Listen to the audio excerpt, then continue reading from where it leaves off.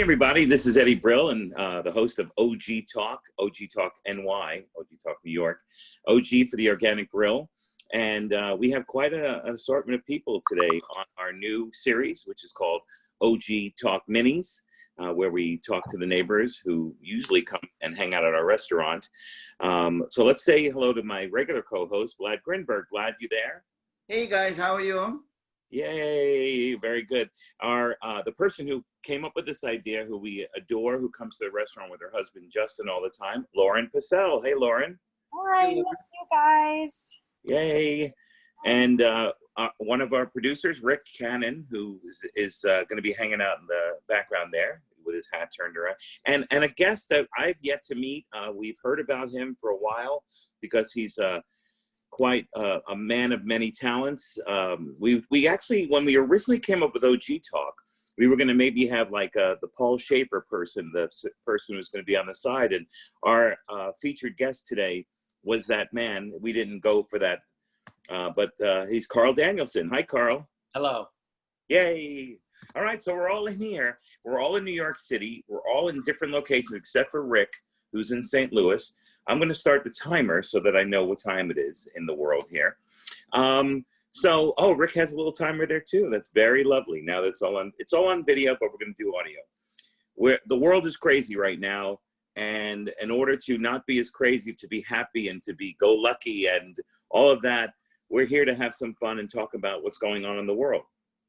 Carl, are you living in the East Village? I am. And how long have you been in the neighborhood? 10 years. Cool. Where'd you live before that? Wow, you sound like a census guy. Mm-hmm. Yeah, well, it makes sense. It makes senses to find out about Carl. My first home when I moved to New York, I moved in '95. I lived on the Upper East Side. Ooh, Carl. No. It was the cheapest real estate. It was the last place. I was way over on the water, and at one point I decided I wanted to buy, because in 1999 you could buy a one-bedroom apartment in New York City for $50,000. Oh, wow. Wow, very nice. Amazing. Right.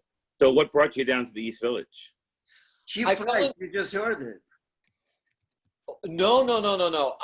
By the time I moved down to the East Village, the real estate had quadrupled.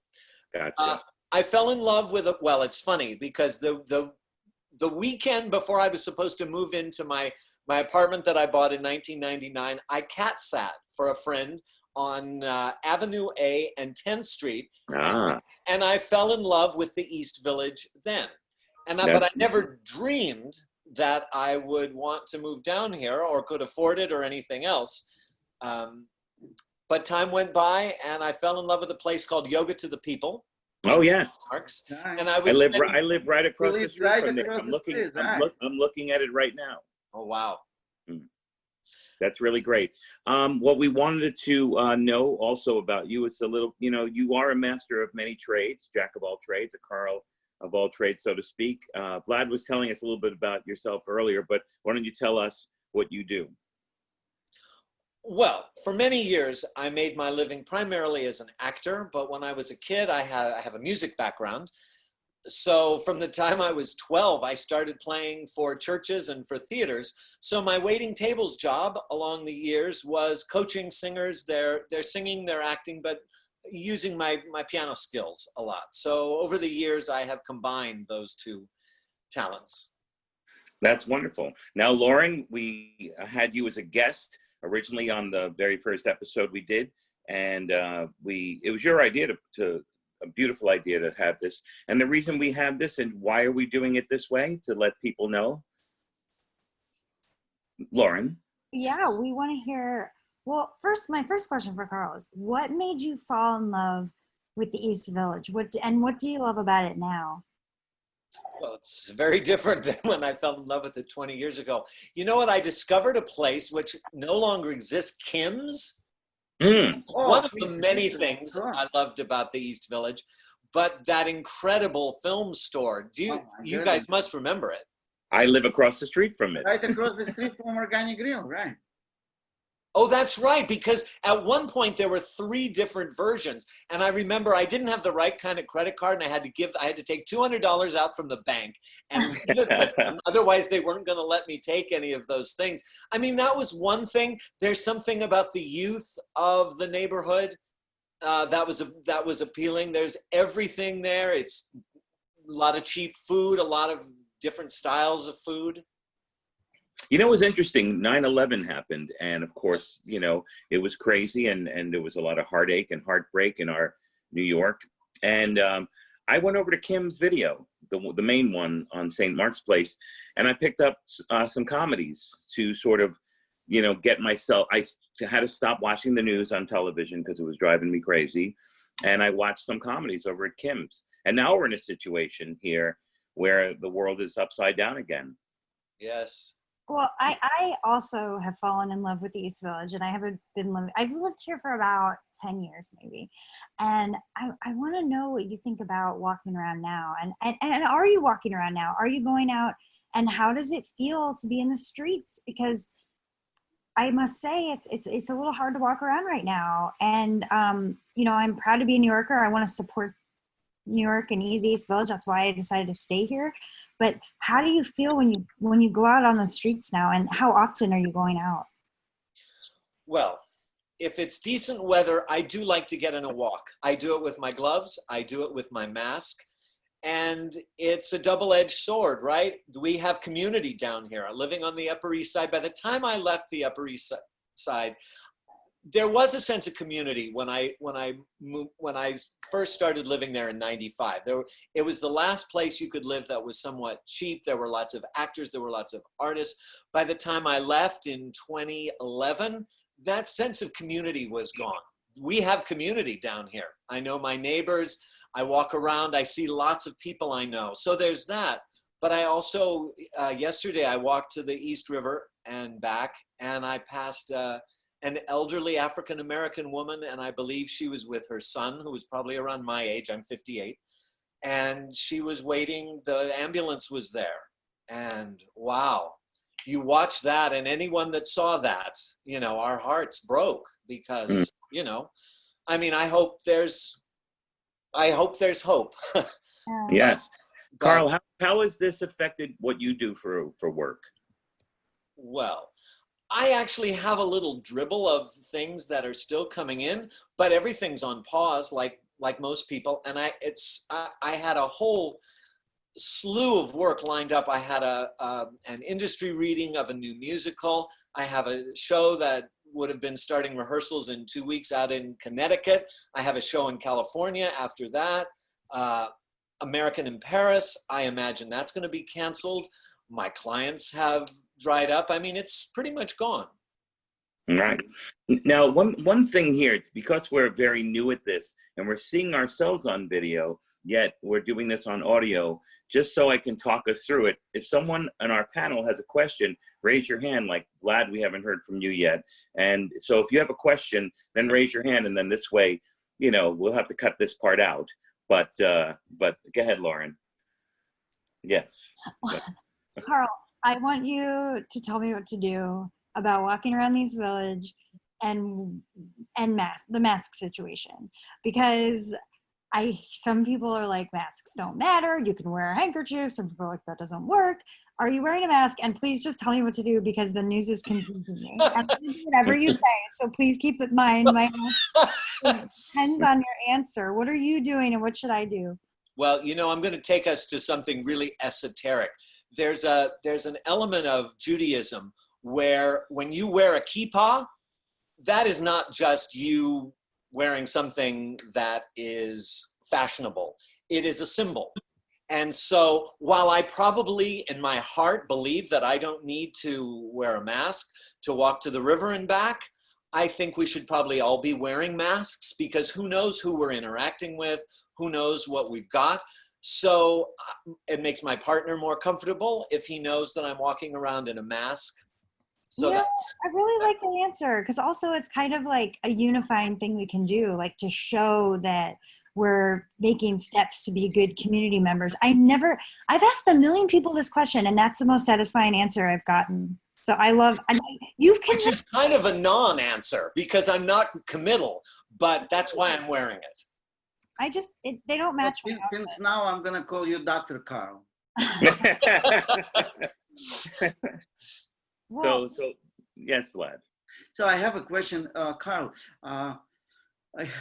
We know each other for a while. You come into the restaurant, and we really rooting for every project that you work on. And I know that you've been part of a really important project called CREA. Can you tell people about it a little bit?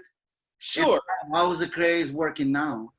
Well, the CREA is not working at all right now.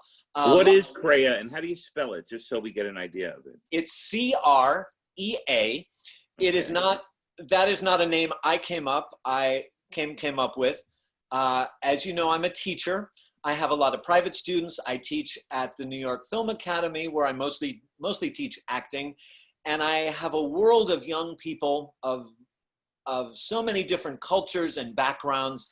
And it is so hard these days to jump into this business we call theater or arts or music. So what I'm doing is I hold space once a week. Now I have grandiose plans for where all this can go, but for right now, I hold space once a week. We were over at the Clementi as part of Latea. Now we're in the back room of the NYC vegan food court. But for an hour and a half, every week I hold space, and an artist or a person who wants to be an artist can come in and do whatever they want. Often it takes the form of singing, but it could be a monologue. People come in and dance. People bring a script. They read something. They read a poem. We've had lots of spoken words and spoken word, which is a genre. And my goal is that eventually these young people, for the most part, although they're not all young, some of them are my age, that eventually we will create a community, and we have grown over 2 years, create a community where especially people from the East Village, from Greenwich Village, especially now that we're so nicely located there, really close to Astor Place, people that come in for a drink or a bite to eat might sit with us for some time and watch people explore what they want to explore. And maybe over time we'll have an audience. We have done events, probably over 2 years, we've done 10 or so different events. And we're building that as well. And the idea is that what we offer, eventually I would hope that we could charge something so that the artist gets something, but I'm not getting anything financially from it, that we can have art that doesn't cost the price tag of a Broadway show or the symphony or Madison Square Garden to see a singer. So are these younger students, like you're saying, they're younger students who come and they're part of CREA, and then eventually you take some of these people and maybe they've graduated to the next level and they come back and help you? Is that, do I have that right? I don't know that they come back and help me. Now, some of these artists would blow your mind. You scoff, you laugh. Oh yeah, you scoff, you laugh. You would hear some of these singers and watch some of the dancers. I mean, it is extraordinary. You would think, well, why isn't that person not on Broadway right now? And the fact of the matter is they can't even get an audition, right? They're not in the union yet. They're not in this, you know, and this is a way for them to move forward. So there's no membership. It is a free space. You come in. We haven't gotten to the point where we have to like limit that or maybe lengthen our time. It's because we have so many people there. We can't satisfy everybody who wants to get up and do something.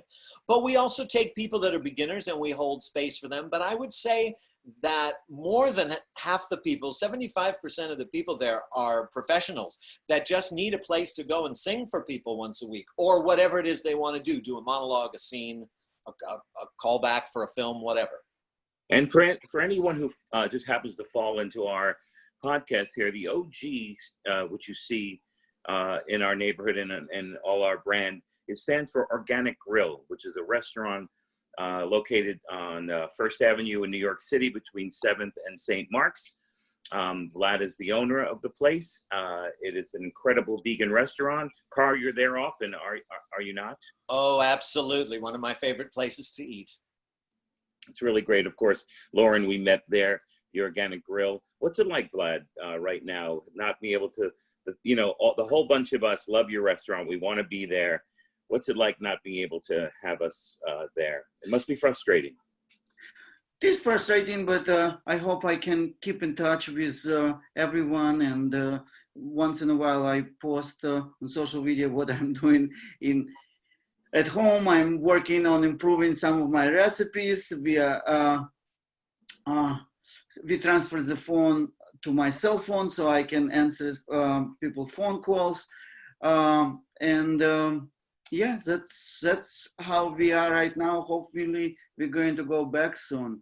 And I just wanted to mention about Carl's CREA, that he's really humble not to say about achievements of the CREA, but in reality, they had a couple of performances fully booked by people who are in his studio. And what an amazing feedback I heard from actors and musicians, that it's almost like keeping them in shape, and they can go once a week, even though they don't belong to any school. But it's good way for them to meet Carl, who is a private teacher and preparing people for auditions, to talk to him about coming up auditions that they're going to have. And he says that he just holds the space. He's not holding the space. He's actually working with each of those people, and it's actually coming out of his pocket, and it's his own expense for the sake of the community. So I really admire what Carl is doing. Yeah, and Carl, how can people get in touch with you through your social media? The best is our Instagram. We're the most active there, which is CREA, but you need dots. So c.r.e.a.nyc. And we post our schedule, and we post videos of you ready to have your mind blown. Go down and watch some of the videos of things that people just show up and try. Lauren, what about yourself? How can people contact you on social media? The best way, I'm on Twitter the most, and I'm at Lauren Passel, LaurenPassell, or Ms. Passel on Instagram. Ooh, Ms. Passel, if you're nasty. Yeah. And just quickly let people know what you do. Oh, I own 2 podcast companies. One of them is a podcast PR company. I help creators go on podcast tours to help them talk about their projects on podcasts. And then I also have a management company, an agency for independent podcasters. So I help them grow their shows and get on networks and make money, because I love podcasts. Yay. And Vlad, tell us about the restaurant's social media so people can check out OG Talk and what's going on in the future. OG Talk is, I hope, OG Talk is our work with Rick Cannon and Eddie Brill, and we posted about 20-something episodes on YouTube and iTunes, and it's a project we collaborated about to kind of introduce what we do at Organic Grill to the audience, and show our relationship with people who come there on a regular basis for many years. Restaurant is in East Village for 20 years, and we kind of really love our community, want it to prosper.